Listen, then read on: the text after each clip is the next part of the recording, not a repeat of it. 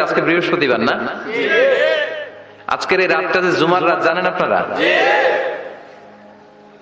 আমরা বাংলাদেশে মনে করি জুমার দিন শেষে যে রাতটা ওইটা মনে হয় জুমার রাত, আসলে ওইটা শনিবারের রাত। তা আজকে হচ্ছে ইয়াউমুল খমিস। এদিনে বিশ্বনবী রোজা রাখতেন, সোমবার বৃহস্পতিবার সুযোগ হলে রোজা রাখবেন। যারা রোজা রাখবে তাদের জন্য ইন দ্য ডে অফ জাজমেন্টে আল্লাহ স্পেশাল একটা গেট বানাবে জান্নাতে ঢোকার জন্য। ওইটার নাম হচ্ছে রাইয়ান। মান দাখালাহু লাম ইয়াজমা আবাদা। একবার who can enter within this door he will never be thirsty again. একবার যে দরজা দিয়ে জান্নাতে ঢুকতে পারবে আজীবনের জন্য তার গলার তৃষ্ণা মিটে যাবে। তো এই রাইয়ান দরজা দিয়ে ঢুকতে হলে আমাদেরকে মাঝে মাঝে সুন্নাত নফল রোজা রাখার অভ্যেস করতে হবে। রাজি আছেন তো? অনেক মুরব্বীরা রাখতে চায়, তো রাখতে চায় কিন্তু নিয়ম জানে না। অনেকে শুধু শুক্রবারে রোজা রাখে, এটা মাকরু। শুধু শুক্রবারে রোজা রাখা মাকরু, শুধু শনিবারে রোজা রাখা মাকরু। সুন্নাহ হচ্ছে সোম আর বৃহস্পতিবার। বিষ্ণুনবী সোমবার রোজা রাখতেন। সুইলা আন ইয়াউমিল ইসনাইন, নবীকে জিজ্ঞেস করা হলো নবী সোমবারে রোজা রাখেন কেন?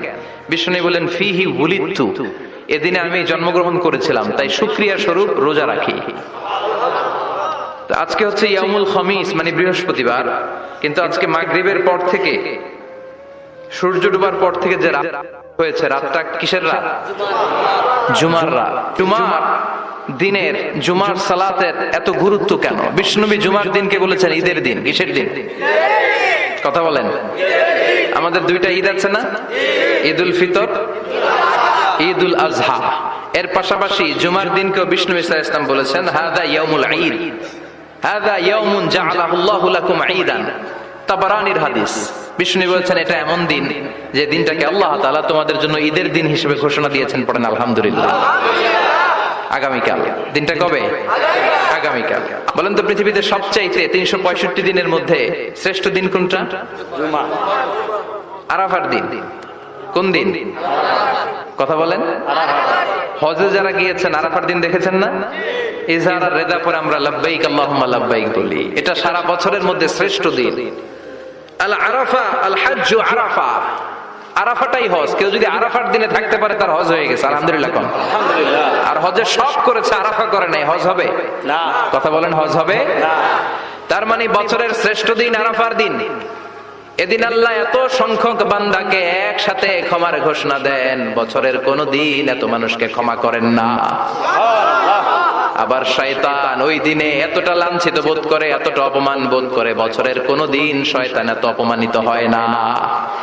এজন্য বিশ্বনবী বলেছেন খায়রুদ দুআ দুআ ও আরাফা, সবচেয়ে শ্রেষ্ঠ দোয়া দিনের দোয়া। বিশ্বনবী বলেন আরাফার দিনে তুমি কোন দিন শব্দ করতে লা ইলাহা ইল্লাল্লাহ শারীকা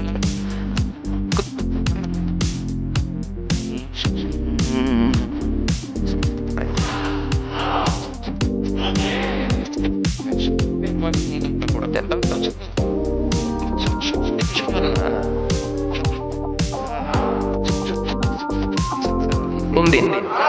এবার বলেন বছরের সবচেয়ে শ্রেষ্ঠতম রাত কোনটা? কদরের রাত। ইন্না আনজালনাহু ফি লাইলাতিল কদরি ওয়া মা আদরাকা মা লাইলাতুল কদর লাইলাতুল কদরি খায়রুম মিন আলফি শাহর। হাজার মাসের চেয়ে সেরা। ওই রাতে ইবাদত করলে, হাজার মাস যাবত ইবাদত করলে যে সওয়াব, ওই পরিমাণ সওয়াব আমলনামায় তুলে দিবে কে? শ্রেষ্ঠ রাত কদরের রাত। এবার বলেন বছরের সবচাইতে শ্রেষ্ঠতম মাস কোনটা? রমজান মাস। শাহরু রমাদান আল্লাযী উনজিলা ফীহিল কুরআন। যে মাসে কোরআন নাজিল হয়েছে এই মাসের চেয়ে শ্রেষ্ঠ কোন মাস থাকতে পারে? চিল্লায় বলেন থাকতে পারে? তার মানে বছরের শ্রেষ্ঠ দিন আরাফার দিন, বছরের শ্রেষ্ঠ রাত কদরের রাত, বছরের শ্রেষ্ঠতম মাস রমজান মাস। এবার বলেন সপ্তাহের মধ্যে শ্রেষ্ঠতম দিন কোনটা? বিশ্বনবী বললেন সাইয়্যিদুল আইয়াম, leader of the all days in the week. সপ্তাহের যতগুলো দিন আছে 7টা দিনের সর্দার হচ্ছে ইয়াউমুল জুমা, জুমার দিন। চিল্লায় পড়েন আল্লাহু আকবার। তার মানে বছরের শ্রেষ্ঠ দিন আরাফার দিন, বছরের শ্রেষ্ঠ রাত কদরের রাত, শ্রেষ্ঠ মাস রমজান মাস, আর 7 দিনের মধ্যে শ্রেষ্ঠতম দিন হচ্ছে জুমার দিন। কোন দিন?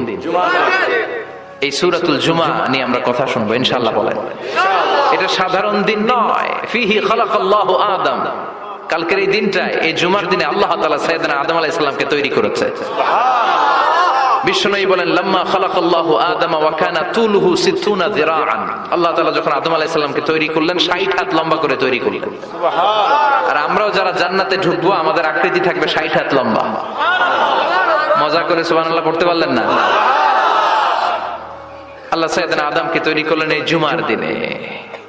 আবার সাইয়েদনা আদম আলাইহিস সালামকে পৃথিবীর বুকে তিনি পাঠিয়ে দিয়েছিলেন এই জুমার দিনে। সুবহানাল্লাহ। কুল নাহবিতু মিনহা জামিআ, ও Adam, go down with your wife, তোমার স্ত্রী হাওয়াকে নিয়ে পৃথিবীতে নামো। কয়েকটা কালিমা শিখিয়ে দেব, এই কালিমাগুলো পড়ে আমার কাছে দোয়া করো, আমি কবুল করে নিব। আল্লাহু আকবার। আল্লাহ শিখিয়ে দিলেন আর বললেন, আদম পড়ো, রাব্বানা যালামনা আনফুসানা ওয়া ইন লাম তাগফির লানা ওয়া তারহামনা লানাকুনান্না মিনাল খাসিরিন। ও আল্লাহ, জুলুম করেছি নাফসের উপর, ভুল করেছি, অন্যায় করেছি, আপনি যদি ক্ষমা না করে দেন আমরা শেষ হয়ে যাব, আমরা হালাক হয়ে যাব, ক্ষতিগ্রস্তদের মধ্যে শামিল হয়ে যাব। ঠিক কিনা?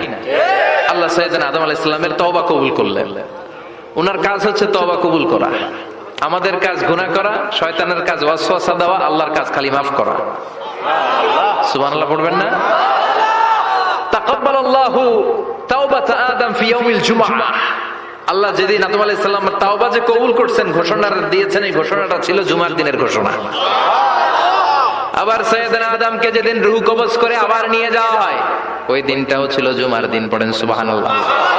যেই দিন পৃথিবীর প্রথম মানব, প্রথম নবীর রূহ মালাকুল মাউত দুনিয়া এসে কবজ করেছে, ওই দিনটাও ছিল জুমাবার। আল্লাহু আকবার। আবার বিশ্বনবী বললেন, লা তাকুমুস সাআ ইল্লা ফি ইয়াউমিল জুমআহ ইযা যুলজিলাতিল আরদু জিলজালাহা ওয়া আখরাজাতিল আরদু আসকালাহা।